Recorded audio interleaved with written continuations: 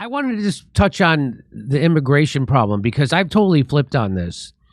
And I was always the more immigrants, the better, which I still love immigrants. We're a whole country of immigrants. But I noticed that this situation is being manipulated, and I couldn't really put my finger on why.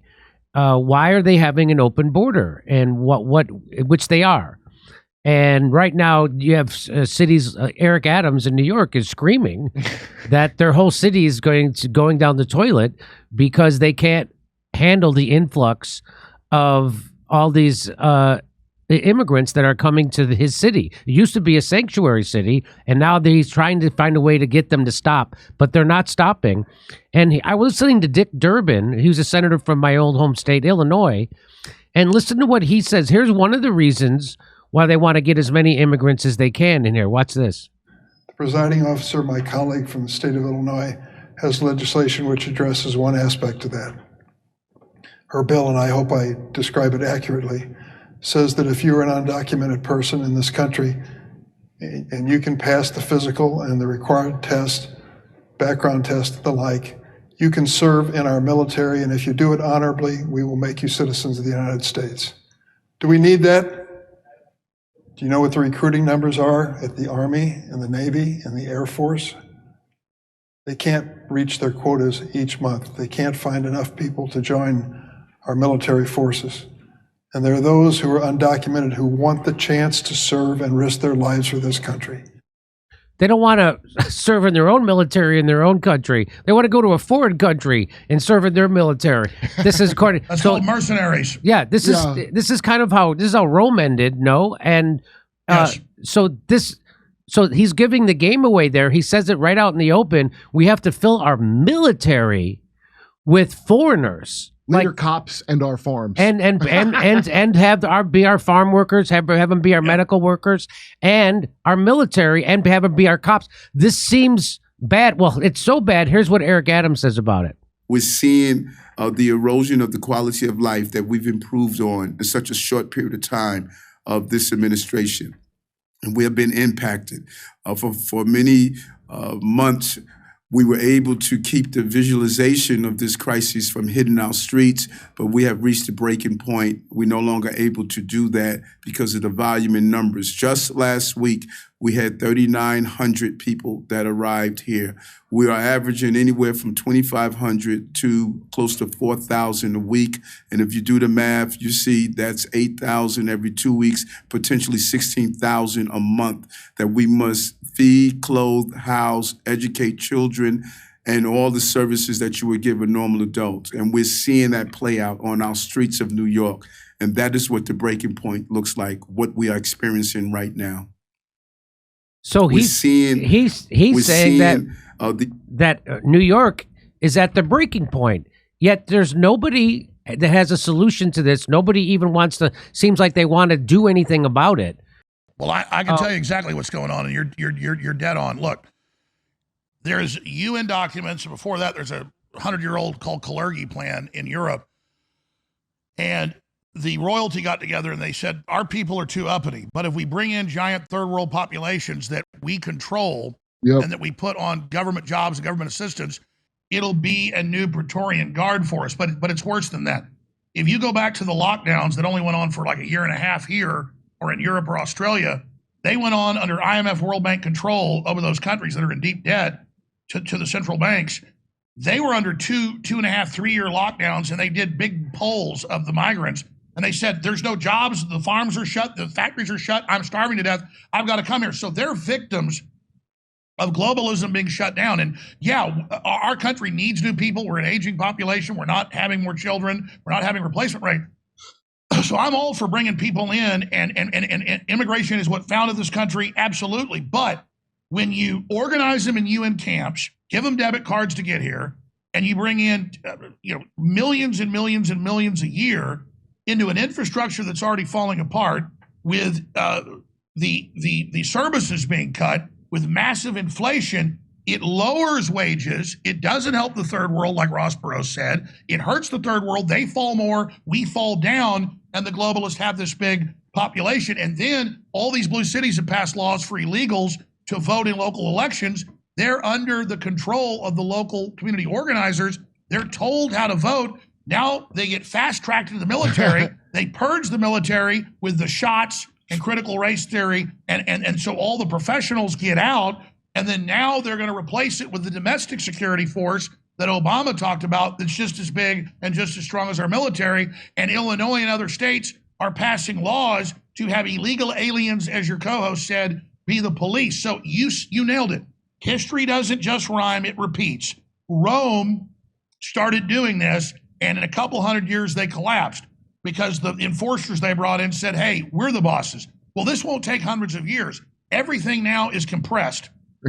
Everything is accelerated. There's more change now in a year than happened the previous 10. And that's going to get more accelerated in a type of singularity. I don't believe in a pure singularity or a total singularity, but it's definitely going towards that. So they lock down the third world, and then Al Gore says, man, climate change is what's making 1 billion people, he said last week on TV, come here. Well, it's funny. In the UN replacement migration document that they say doesn't exist, and your racists have you pointed out from the year 2000 and 2001, or several of them, official UN policy, is to bring the third world here. And they say climate change will be the reason, then we'll bring them here. No, the policies of shutting those countries down and then flooding us, tens of millions extra starved to death, the UN admits, during the lockdowns. They blame the virus. It was the lockdown. So they destroy the third world and then do reverse colonization, bringing these groups in, and then they put many of them, as you know, working 15 hours a day as young as 12 years old in tire factories and cereal factories, and kids get caught in the machines and their fingers and arms get cut off, and it's back of the newspaper. And then you've got all the sex slavery, and they've lost track of 87,000 children, 400 plus thousand. They don't know where they're at either. I mean, folks, this is the jungle 2.0. This is absolute dehumanization, and this is lowering the standards, not helping the third world, but lowering them and lowering us again, so no one can aspire to the big carbon footprint. Austerity's good. Humans are bad. Cows are evil. We've got to get rid of them. The cow farts are bad. Well, we fart too. And I said that years ago. I said, when they're done going after the cows, which they've started, Netherlands is getting rid of a bunch, Ireland, you name it, Sri Lanka, massive starvation, riots in Sri Lanka. Notice what I said, next will be our breath is bad. Wall Street Journal, New York Times, USA Today, London Guardian, all 2 weeks ago said breathing is bad for the earth. No, the gases we put off hold actually in the sun. We're off gassing into space. We have to continue to put gas into the atmosphere. You can debate this all day, but they know that's how it works. So now they've officially said breathing is bad. Well, whales breathe, dolphins breathe, chipmunks breathe, birds breathe, lizards breathe, insects breathe. So imagine the mania. 2 men can have a baby. There are no longer Y and X chromosomes. That Bill Nye the Science Guy teaches that officially. Of course. And your breath is evil. Also human farts. They all say about human farting, not just cows. Right. You have to buy fart credits. Yes. I have fart offsets I buy for the year. And I know this is all exhausting, folks, but that's why I'm so freaked out. I've known about this 40 years because I had family that told me about it from the inside. And now I'm just some guy up here trying to warn people. I'm not perfect. And I'm just telling folks, I'm not the threat. Jimmy's not the threat. Tucker Carlson's not the threat. We at least know we live here. We at least know that you can't have nuclear reactors, almost all of them leaking, while you cut off all the coal power. I mean, we know the ship is sinking, and they think they're going to sink it with the Great Reset and then build back better their new system. And so, again, I'll plug it because they're trying to shut me down. I need the funds, and I appreciate you letting me do it. Plus, these are really good books. This went to #1. New York Times wouldn't put it in their bestseller, but it went to #1 Wall Street Journal, USA Today list. This book has been the top of the charts. It's part 2. It's twice as thick. You've got the Death Star plans, the Great Reset, and the War for the World. And then you've got the Great Awakening, defeating the globalists. This gets into it, and this lays out an alternate team humanity program. I was on with Elon Musk, again, a few weeks ago for 2.5 hours. And he said, yeah, the globalists want to depopulate us. They want to destroy civilization. We may never be able to restart it once they cut it off. Fossil fuels aren't perfect. We need to phase them out, but they're a bridge. It'll take decades to do it. What they're doing now, I've looked at the numbers, this is Elon Musk, will cause billions to starve to death, and that'll cause giant wars. We can't do it. And I said, what do we call this, Elon? I said, we should call this Team Humanity versus Team Death Cult. And he said, I agree. Let's call it Team Humanity. Well, Team Humanity is in this book, and I hope people will go to InfoWarsStore.com and get it, and that'll help keep my broadcast embattled on the air, because contrary to what they're saying, we're more influential now than ever. Thanks for coming back on X. We've exploded. Thank God for that. You've exploded. Anybody telling the truth is exploding. But we are trying to build back. We're trying to get more reporters. We're trying to really, in this election cycle, be on the ground. So I hope people will get the books because they're really powerful. Who is the co-author of that Great Awakening? Kit Heckin Lively, great guy. I mean, what happened is I recorded a bunch of stuff, gave him hundreds of articles and documents, really thousands. It was 800 pages long when I'd written it. And then Kent and their lawyers, he's a lawyer too, because, I'm Alex Jones, they fact-checked everything. And there was one thing I put in the book that they couldn't prove. It was theoretical, the story of you put fleas in a jar and they learn they can't jump out of it. And then once you take them out of the jar, they never jump higher than the jar. And I thought it was a good allegory, but I put it in the book like it was true. Turned out no one can prove it ever happened, but it's a good theoretical analogy. That was the one thing out of 800 pages that they couldn't prove. Everything else, they vetted everything. Of course, that got cut from the book, and it got cut to 400 pages. But this is kind of stream of consciousness, Alex Jones, The Great Awakening. And this is what I actually say. A lot of people are going to watch this. Millions. I bet 10 million people watch this the next week. And they're going to say, I never knew this guy talked about all this, because all they see, and they're going to do this, they're going to take me talking about Willie Nelson's spit, and that'll be the story. Instead of, Zuckerberg and the WEF say, we're going to control you in the workplace reading your thoughts. I mean, people should know that they're collectively building a digital prison. We're already in it. And now they're thickening the bars and the walls are closing in. And we should all say, doesn't matter if you're black, white, Christian, Muslim, Jewish, agnostic, atheist, gay, straight, I don't care. If you want to have a future, and if you don't want to live in a dystopia where you'll own nothing and, quote, be happy, then for heaven's sakes, get educated on this stuff now, folks, because it's real. Jimmy just showed everything he said. He showed you a clip or an article. And I try to do the same thing on my show. And maybe our interpretation's wrong. The point is, we're right about more than we're wrong. I would say I watch your show all the time. 95% accurate. I'm 95% accurate. And that's really a pretty accurate number, folks, because stuff's so wild, I wouldn't even need to think about making stuff up. I mean, here's a quick example. 3 years ago, Bill Gates files a patent for this nanotech that puts little microscopic spikes into your skin to track you and or deliver vaccines. They had articles saying it wasn't true and they weren't planning that, even though it was official. He came out last week and officially said they're launching the technology, but spun it like it's no big deal. And he says, the thing is, we're going to put vaccines in your food so you basically will comply because you won't know any better. Like a cow. So again, this is real. Max Blumenthal told us about it. So yeah, he did. And he did. Bill Gates was talking about putting mRNA into our planets. And so you don't have to worry about vaccines. That's what he was saying. That's not what I'm saying. So I want. And now the EU just announced a new initiative where they say they're getting ready for, just like with the last COVID rollout with the mRNA.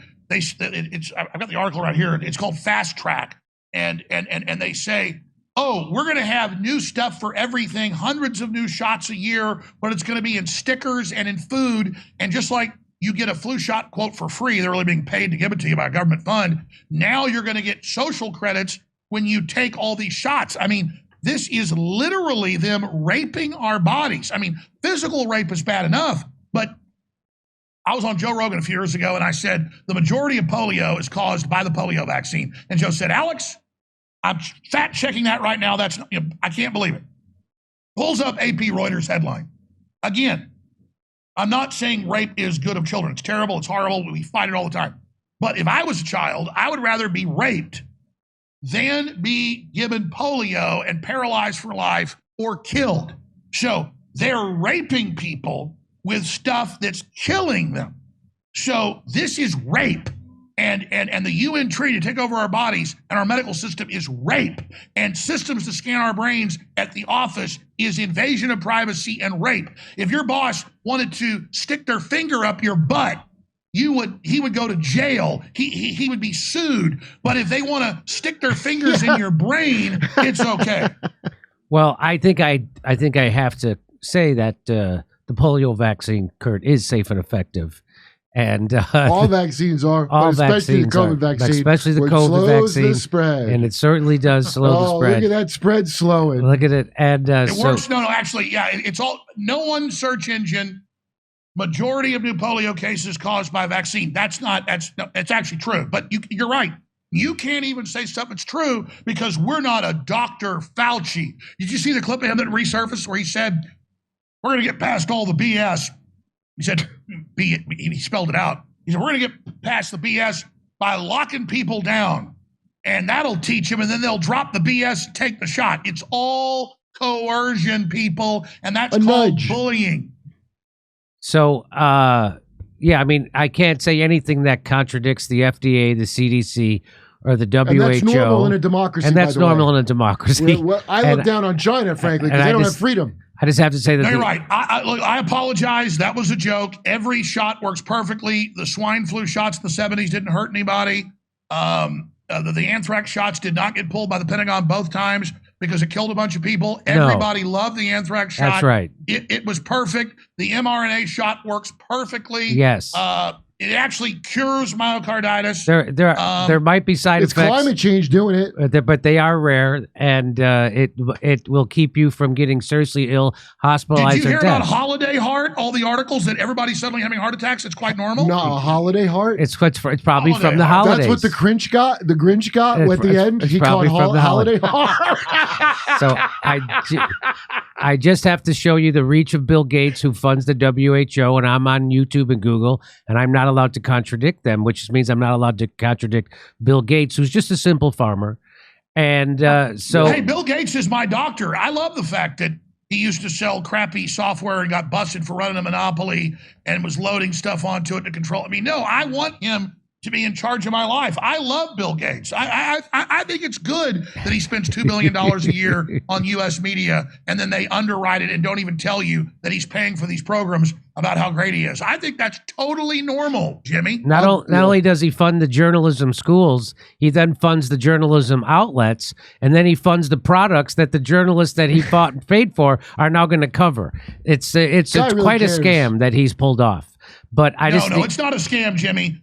Bill Gates was going to Epstein Island all those times to stop or hanging out with on the Lolita Express to save children. He's actually a superhero, and it was actually Bill Gates, that went in there into the prison. And trying to tell him to be more careful next time. Yeah, he's trying. Like those guys on To Catch a Predator. Like, I just wanted to warn him, it's dangerous. Do you remember what happened when they asked Bill Gates on PBS? They said, he grabbed what about his own Jeffrey throat. Epstein? He said, well, he's dead now, so you got to be careful. Yeah, that's what he said to Judy Woodruff, because he did not expect her to press him on that, because he funds that show.